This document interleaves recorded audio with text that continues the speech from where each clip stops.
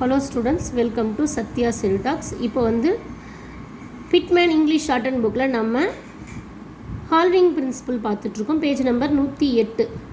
இந்த எஸ் இருக்குல்ல, இந்த எஸ் வந்து ஆஃப் மாத்திராவாக எப்போ வரும் அப்படின்னா இந்த ப்ரொஃபஷனிஸ்ட், அப்போ இந்த ஷன் ஹுக்கோடு சேர்த்து இந்த ஸ்டீல் அந்த எஸ் ஹால்விங் வருது.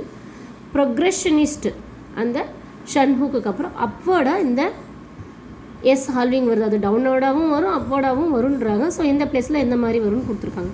சில இடங்களில் வந்து நமக்கு அன்ஈக்குவல் லென்த், நம்மளால் அந்த ஹால்விங் போட முடியாத இடத்துல எப்படி போடலாம் அப்படின்னு பார்த்தீங்கன்னா, இப்போ பார்த்தீங்கன்னா அஃபோர்டு அந்த எஃபோடு சேர்த்து ஆர் ஹால்விங் போடும்போது நமக்கு வந்து அது நமக்கு அன்ஈக்குவலாக தெரியும்.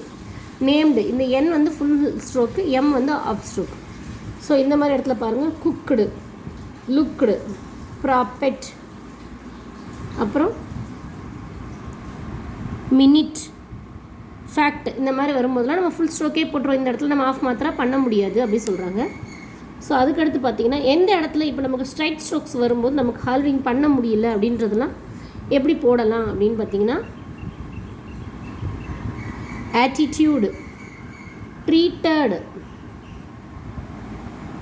ட்ரீடடு, கிரெடிட்டடு, அந்த மாதிரியான பிளேஸ் வரும்போதெல்லாம் நம்ம ஆஃப் மாத்திரா போட முடியாததுனால டிஸ்சாயின் பண்ணி ஒரு குட்டி ஸ்ட்ரோக்கை போடுறோம். ஒரு டி ஆல்விங் வந்து நம்ம டிஸ்சாயின் பண்ணி போடுறோம் அப்படின்னு சொல்கிறாங்க. சரி, இது வரைக்கும் பார்ப்போம். நம்ம நெக்ஸ்ட் கிளாஸில் இந்த ஆல்விங்கோடைய இதை மறுபடியும் பார்ப்போம். Okay, thank you.